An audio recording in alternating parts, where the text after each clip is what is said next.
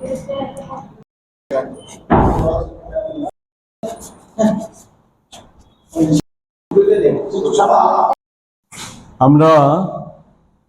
প্রদেশ কংগ্রেসের পক্ষ থেকে প্রথমেই সবাইকে শুভেচ্ছা অভিনন্দন জ্ঞাপন করছি। রাজ্যবাসীকেও আমরা আমাদের শুভেচ্ছা জানাচ্ছি। দেশে চলমান সংকট নিয়ে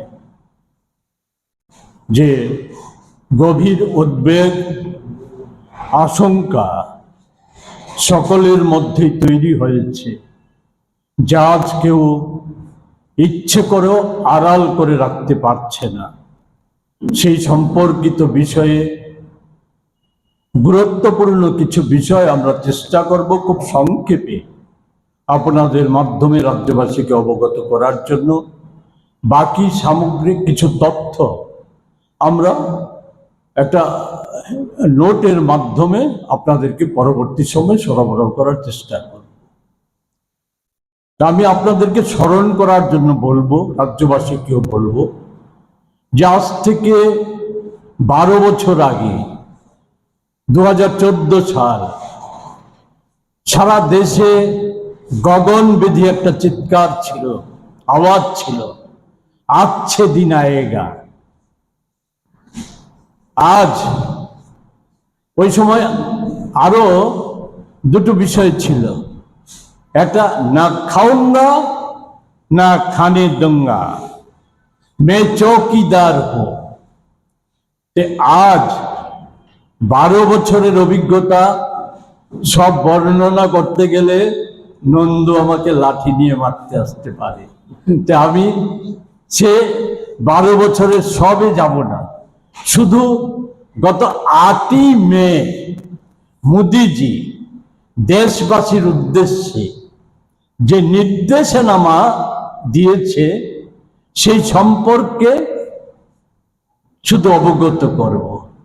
সেই সম্পর্কে বলতে গিয়ে মোদিজি বলেছেন, যুদ্ধকালীন পরিস্থিতির কারণে দেশের অর্থনীতি আজকে সংকটময় অবস্থা।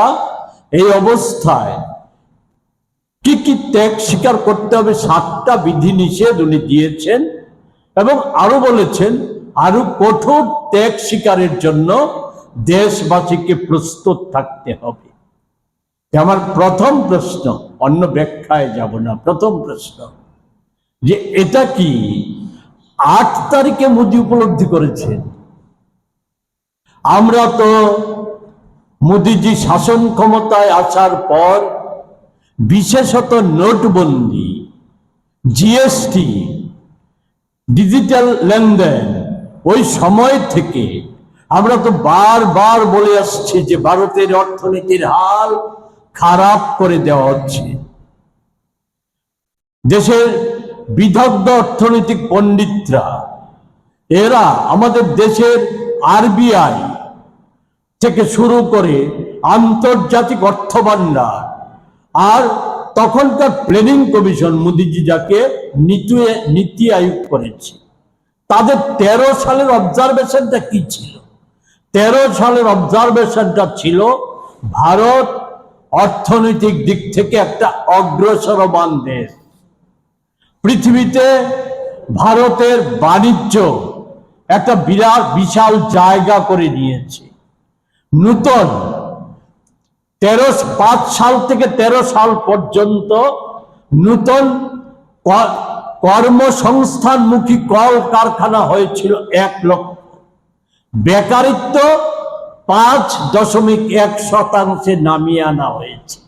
একেই বলেছিল অর্থনীতিবিদরা, এই ধারাকে যদি বজায় রাখা যায়, একে যদি অগ্রসর করে নেওয়া যায়, একে ভিত্তি করে যদি অগ্রসর করে নেওয়া যায়, ভারত খুব সহসাই দেশ পৃথিবীর মধ্যে অন্যতম একটা শক্তিশালী দেশ হয়ে উঠবে। আমরা কি দেখলাম? এরপর থেকে এই ধারা, একে সমালোচনা করা, একে বর্জন করা, একে দোষারোপ করা নূতন নামাকরণ করে কিছু প্রকল্প ঘোষণা, এই প্রকল্পগুলির পেছনে সবেতেই ছিল জালিয়াতি, প্রতারণা। আমি সে বিষয়ে আগে বলেছি, আমি যাব না। আজকে হালটা কি, এর মধ্যে শুধু একটা কথা বলে দিতে চাই। এই যে বাজেটে আমরা চলছি, এই অর্থ বছর বাজেটে, তার আগের 24-25 অর্থ বছর বাজেটের প্রাককালে আপনাদের স্মরণে আছে, আমরা এখান থেকে, আমি প্রদেশ কংগ্রেসের পক্ষ থেকে, সম্ভবত শান্তিদাও ছিলেন আমার সাথে, আমি বলেছিলাম আমাদের দেশের মোদিজির মুখ্য অর্থনৈতিক উপদেষ্টা, অনন্তম না সুন্দরম সাহেব, নামটা আমার এখন মনে আসছে না, সুন্দরম সাহেব, উনি ইকোনমিক্স টাইমস অফ ইন্ডিয়া, তারিখটা আমার স্মরণে নিয়ে আছে, একটা আর্টিকেল লিখে মোদিজিকে বার্তাটা দিয়েছিলেন, ভারতবাসীকে সতর্ক করেছিলেন যে ভারতবর্ষ যে অর্থনৈতিক নীতি ভারতের অর্থমন্ত্রী প্রণয়ন করেছে, মোদিজি যাকে সার্টিফিকেট দিচ্ছে নাম না করে, যদি এই ধারা যদি চলে, ভারতবর্ষের অর্থনীতির বিপর্যয় নেমে আসবে। এ পরিহার করে কোন পথ অবলম্বন করা উচিত, সে বিষয়টা উনি উল্লেখ করেছিলেন। এটাকে সামনে রেখে আমরা আমাদের বক্তব্য তুলে ধরার চেষ্টা করেছিলাম। সংকট তো তার আগে থেকে শুরু হয়েছে। সুদের মতো ভারত থেকে বিদেশি লোক চলে যাচ্ছে। আজকে তো বলা যায় স্রোত কি, স্রোত না, আজকে বুলেট ট্রেনের চাইতেও বেশি গতিতে আমাদের দেশ থেকে লগ্নি, বিদেশি স্বদেশি লগ্নি, সব লগ্নি চলে যাচ্ছে। টাকার দামের দ্রুত পতন হচ্ছে, প্রতিদিন পতন হচ্ছে টাকার দামে। এই সমস্ত এখন যা আসছে সব হচ্ছে বুজরুকি পূর্ণ হিসাব। এখন যা বলা হচ্ছে, এই 3 টাকা পেট্রোলের দাম বৃদ্ধি, বা গতকালকে 90 পয়সা, আর সিএনজিতে 1 টাকা বৃদ্ধি, এসব যে বলা হচ্ছে, আবার এখানে তথ্য আছে। 1000 কোটি টাকা প্রতিদিন ভারত সরকার পেট্রোলিয়াম থেকে, ডিজেল পেট্রোল থেকে 1000 কোটি টাকা ভারত সরকার 11 বছর যাবৎ ভারত সরকার তুলে নিয়ে যাচ্ছে। কার টাকা? আমার আপনার পকেটের টাকা কেটে নিয়ে যাচ্ছে। 43 লক্ষ টাকা এই 11 বছরে মোদী সরকার জমা করেছে। 43 লক্ষ কোটি টাকা, সরি, সাথীরা ধরিয়ে দিয়েছে, 43 লক্ষ কোটি টাকা। এখানে আছে আমার যে কোনো 55% পেট্রোলে কর নেই, সরকার কর নেই, 50% ডিজেলে সরকার কর নেই।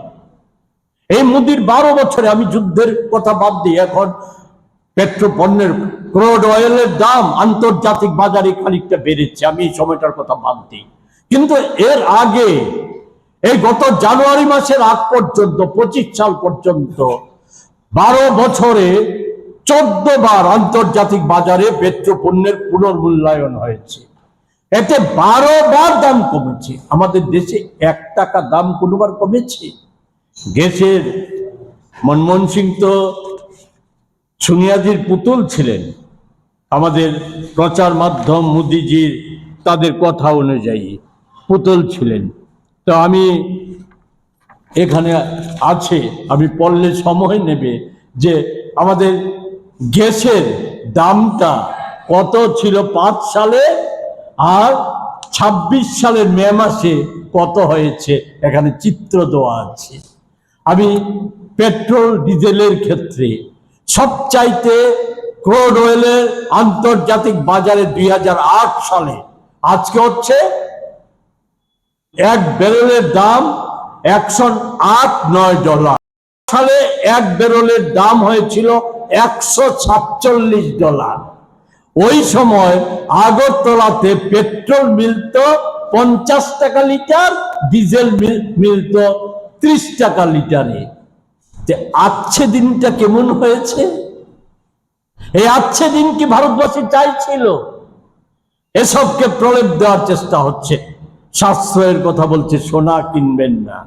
আমি স্মরণ করিয়ে দিই, 24 সালের নির্বাচনের আগে সম্ভবত হায়দ্রাবাদের একটা জনসভায় মোদিজি অভিযোগ করেছিলেন কি, কংগ্রেসের নেতৃত্বে যদি সরকার হয়, আমাদের দেশের মায়েদের, বোনেদের মঙ্গলসূত্র কেড়ে নেবে।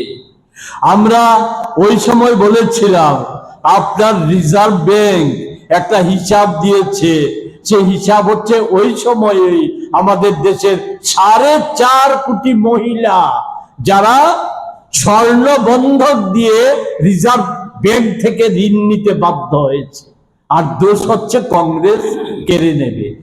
আমি মোদিজির কানে তো যাবে না, এখানে যারা মোদিজির হয়ে যারা কাজ করছেন, আমাদের রাজ্যে নাটক করছেন, তাদের কাছে একটা শুধু জানতে চাই যে এই আপনার এই যে স্বর্ণ কিনবেন না, ব্যবহার করবেন না, আমাদের দেশে লক্ষ লক্ষ মন্দির আছে, তার বিগ্রহ আছে। আমাদের দেশে কোটি কোটি পরিবারে আমাদের যে বিগ্রহ আছে, এই সব বিগ্রহে তাদেরকে সাজানো হয় স্বর্ণ দিয়ে, যার যেমন আছে ক্ষমতা, সেই ক্ষমতা অনুযায়ী স্বর্ণ দিয়ে সাজানো হয়। তাহলে কি হবে? হিন্দুত্ব কোথায় যাবে? ঠিক তেমনি আমাদের মা বোনেদের স্বর্ণের সাথে মঙ্গল অমঙ্গলের প্রশ্ন জড়িত। বিবাহে অন্তত পক্ষে মঙ্গলসূত্র, একজোড়া কানের, একটা আংটি, আর যিনি কিছু পারে না, আর্থিক দুর্বল, তিনি হয়তো একটা হলেও হাতের চুড়ি দেন ব্যবহার করেন, যদি ভুল না বলে থাকি। সেই এর কি হবে? 1 বছর বিবাহ বন্ধ থাকবে। তার স্বর্ণ কেনা যদি উচিত না হয়, তো মোদিজি আরবিআই কে দিয়ে, এখানে আছে সম্ভবত 880 টন স্বর্ণ গত 7 মাসে সরকার আরবিআই কে দিয়ে কিনিয়েছে। এতে বিদেশি মুদ্রা ভান্ডার ক্ষয় হয়নি। মোদিজি কি কারণে? আপনি 8 তারিখ খরচ সাশ্রয়ের কথা বলেছেন। আগে যুদ্ধ যখন শুরু হয়, সেই সময় থেকেই তো ক্রাইসিস শুরু হয়েছে। ভারতবর্ষে পেট্রোল আসা বন্ধ, গ্যাস আসা বন্ধ, ঘোর পথে আসতে হয়, দাম বেড়ে যাচ্ছে, সংকট বাড়ছে, ডিজেলের সংকট বাড়ছে, সার এখনো আসছে না, ওষুধের 900 ওষুধের দাম বাড়াতে হচ্ছে। সাশ্রয়ের কথা মনে ছিল না?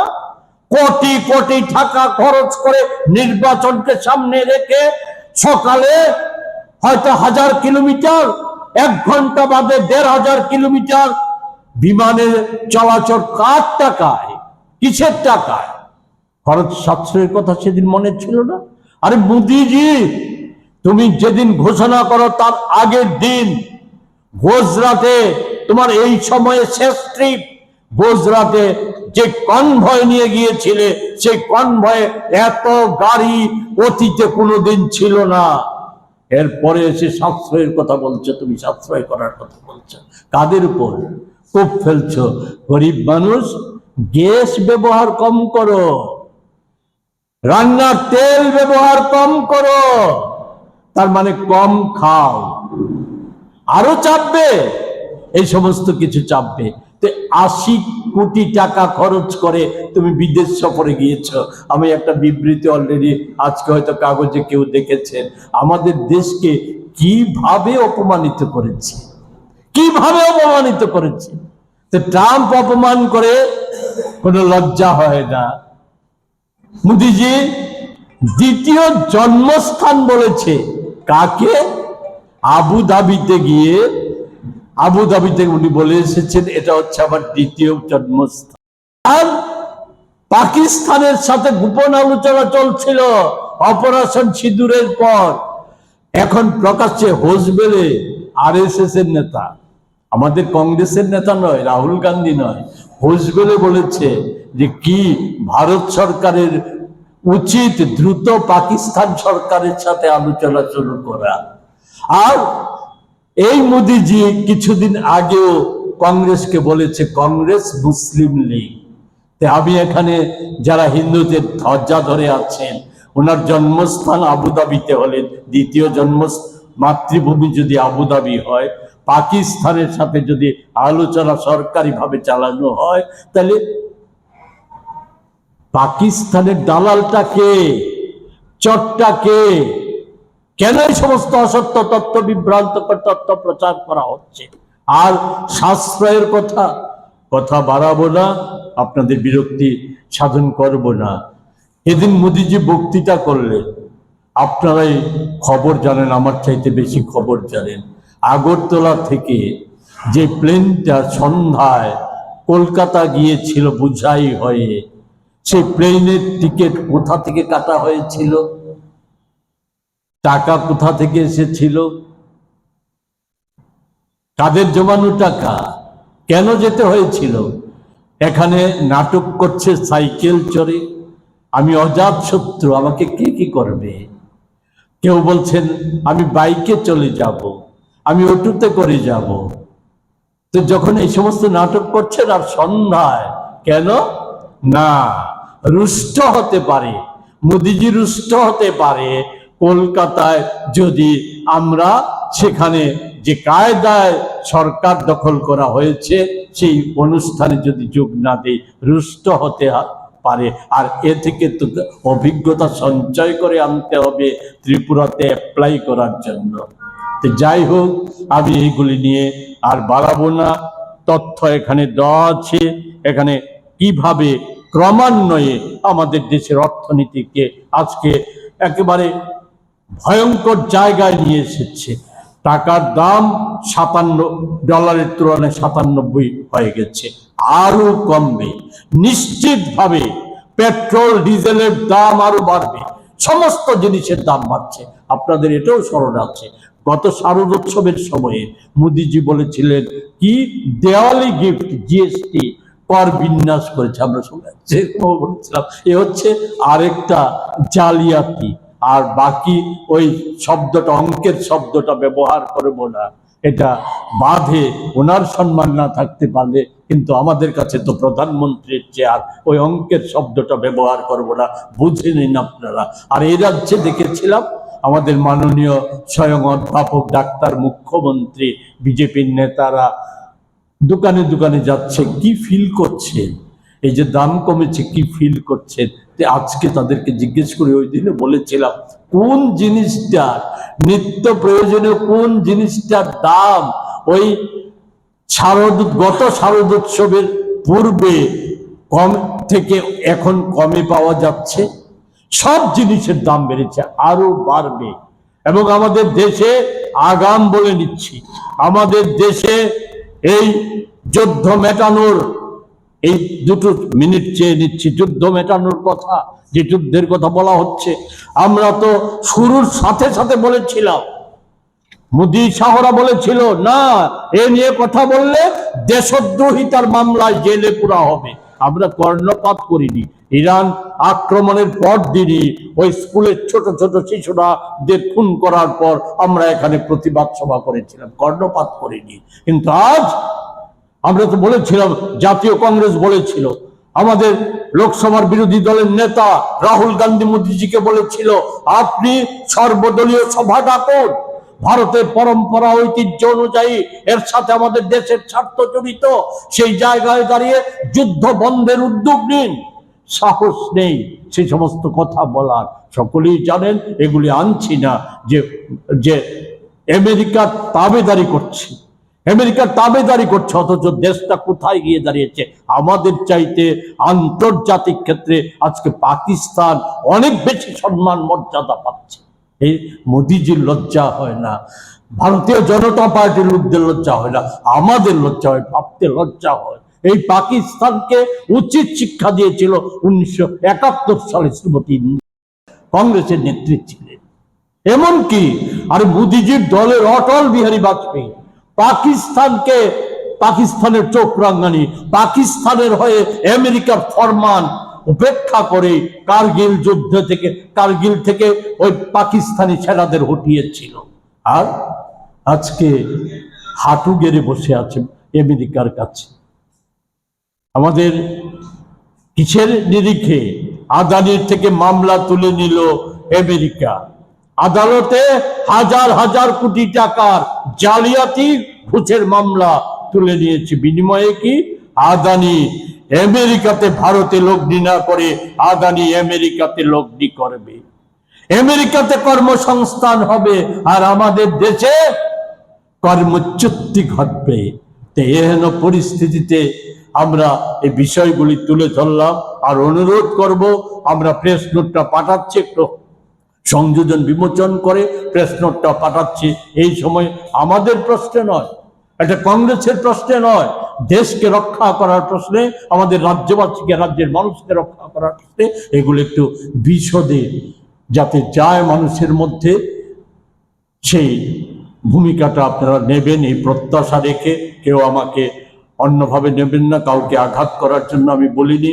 আমি কথাগুলি বলতে বাধ্য হয়েছে যে আমরা অপারগ, আমাদের কথা বন্ধ করে দেওয়া হচ্ছে, আমাদের কথা সর্বভারতীয় ক্ষেত্রে রাহুল গান্ধীর বক্তব্য প্রচারিত হয় না, প্রেস কনফারেন্স প্রচারিত হয় না, পবন খেরার বক্তব্য প্রচারিত হয় না, সোশ্যাল মিডিয়ায় প্রচার করলে পর জেলে পুরে রাখে।